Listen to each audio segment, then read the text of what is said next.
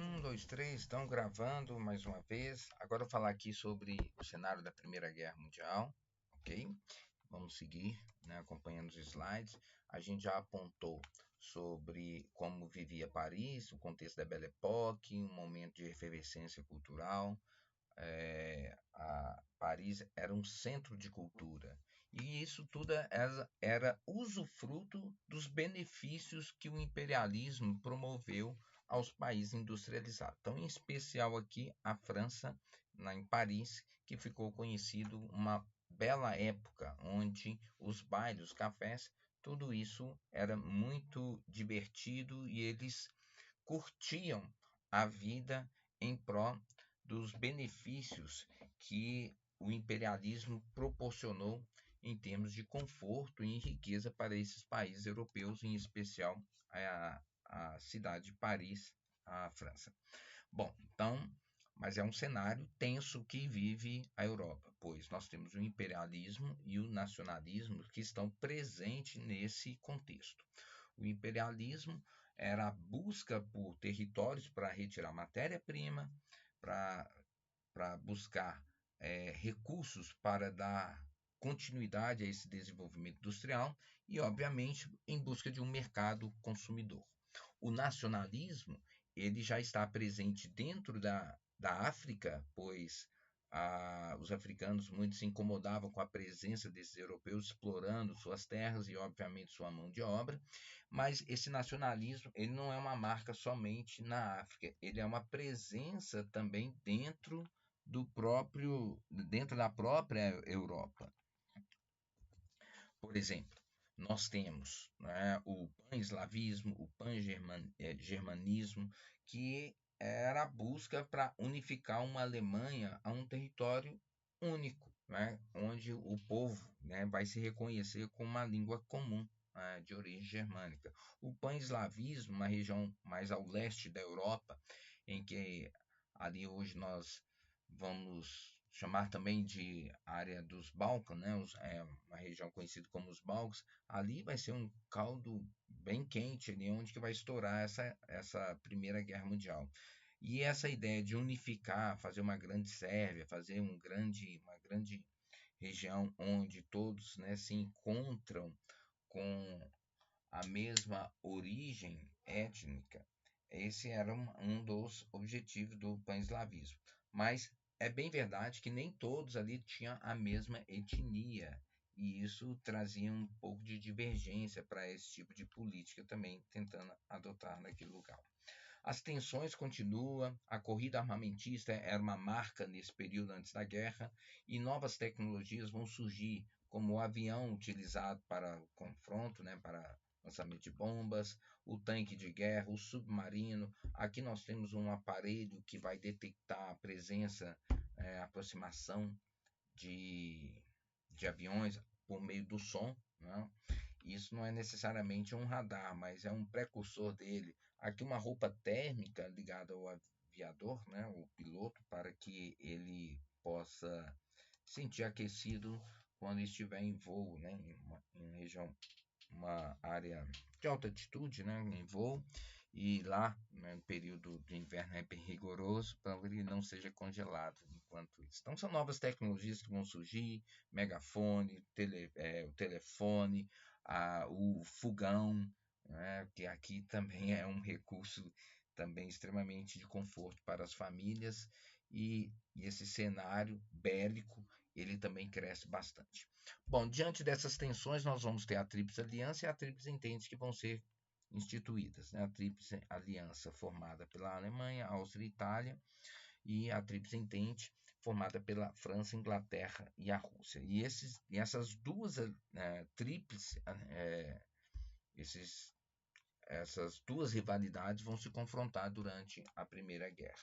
Aqui nós temos um cenário que a gente pode resumir. A guerra ela é marcada pela guerra de trincheira, a propaganda é uma marca para atrair pessoas para entrarem no confronto, entrar na linha de frente, entrarem para a guerra. A guerra vai ser marcada em 1917 por uma revolução russa, no qual a Rússia vai abandonar essa guerra. E aqui nós temos o desfecho dessa guerra, onde a Inglaterra, a França estão ali dividindo territórios europeus ao final dessa guerra, né? Então, para iniciar, isso vai estourar essa guerra quando a morte do príncipe Francisco Ferdinando em visita à Sérvia vai ser assassinado por um membro da Mão Negra, no qual pretendia fazer uma Sérvia livre, e com isso ele assassina esse príncipe herdeiro do Império Austro-Húngaro, que tinha grande influência nesse território. Com isso, este império então acaba declarando guerra à Sérvia, e aí tem, né, um cenário pronto, né, para a guerra dar continuidade, no qual a gente tem as tríplices, né, alianças aí e a Tríplice Entente entrando em confronto. Aqui estou disponibilizando o mapa porque ao final da guerra a gente vai ter uma nova geografia europeia, ou seja, o mapa político europeu ele vai mudar, perfeito? E a guerra é dividida em três fases. A primeira fase, uma guerra de movimento, 1914, que foi logo o início, o avanço das tropas. O período mais longo, de 1915 a 1917, que é a Guerra das Trincheiras.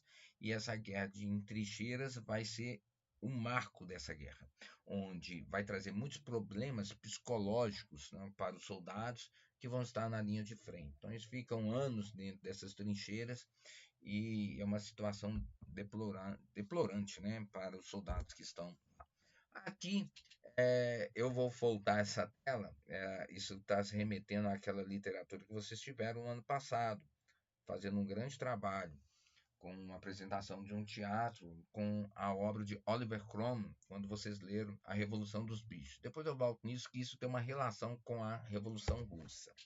A terceira fase é quando a Rússia sai da guerra, é quando os Estados Unidos entram nesse confronto, e é importante a gente lembrar que quando os Estados Unidos entra, a gente tem uma situação bem peculiar. Nós temos uma grande pandemia nesse período. E a censura vai inibir que essa pandemia seja divulgada, porque isso acabava desmoralizando soldados. Nós estamos falando de uma gripe que vai, né, atingiu o mundo todo, e ela ficou conhecida como gripe espanhola. Bom, pesquisas apontam que essa gripe ela tenha surgido nos Estados Unidos. Então, os primeiros casos registrados estão nos Estados Unidos. Então, muitos soldados já foram contaminados, e chegando na Europa se espalha rapidamente pela fronte e por toda a Europa. E por que ela ficou conhecida então como gripe espanhola? Porque a Espanha não estava no cenário da guerra. Ela não estava participando, então ela não censurava, então ela divulgava a forma de tratamento, confinamento, uso de máscara, né, o lavar as mãos, é um pouco daquilo que nós vivenciamos. Então, por causa disso, como ela divulgava o número de mortos, que foram milhares, milhares que morreram pelo mundo todo afora, então ela acabou ficando conhecida como gripe espanhola, sendo batizada como gripe espanhola. Mas ela não é uma gripe exclusiva da Espanha, ela não surgiu lá. A Espanha foi uma das vítimas. Aqui estou disponibilizando mais um mapa, né? Esse mapa está bem claro, bem colorido, para você visualizar essa nova geografia, né? O Império Austro-Húngaro vai se dividir em Áustria, Hungria, vai surgir a Polônia, vai surgir a Tchecoslováquia, vários países que não existiam nessa região dos Balcãs, agora vão surgir com o desfecho da Primeira Guerra Mundial. E essa Primeira Guerra ela é marcada com o Tratado de Versalhes. Esse Tratado de Versalhes vai punir severamente a Alemanha. E o presidente Wilson ele vai discordar dessa prática, ou seja, desse acordo que foi feito. O Tratado de Versalhes vai dar continuidade e vai acabar formando a Liga das Nações, que tinha a pretensão de evitar um confronto dessa proporção, mas a Liga das Nações já nasce fragilizada por causa do Tratado de Versalhes. Porque o Tratado de Versalhes, o que ele dizia na verdade? A Alemanha é a culpada da guerra e ela ficou impedida de constituir exércitos, de constituir armamento bélico, e ela foi profundamente afetada, sendo como a única culpada, e isso o Wilson, presidente dos Estados Unidos, não vai concordar e vai dizer: esta não é uma paz de justiça, mas de vingança. teoricamente, ele já estava prevendo que uma nova guerra iria surgir ali na Europa, porque a Alemanha não ia aceitar esse, esse acordo, né? Obviamente. Então aqui tem um exercício, eu vou parar por aqui. É, eu espero que vocês tenham gostado e eu faço mais um vídeo para ele não se estender, como eu já havia dito, o outro estendeu e eu acabei tardando para postar esse vídeo.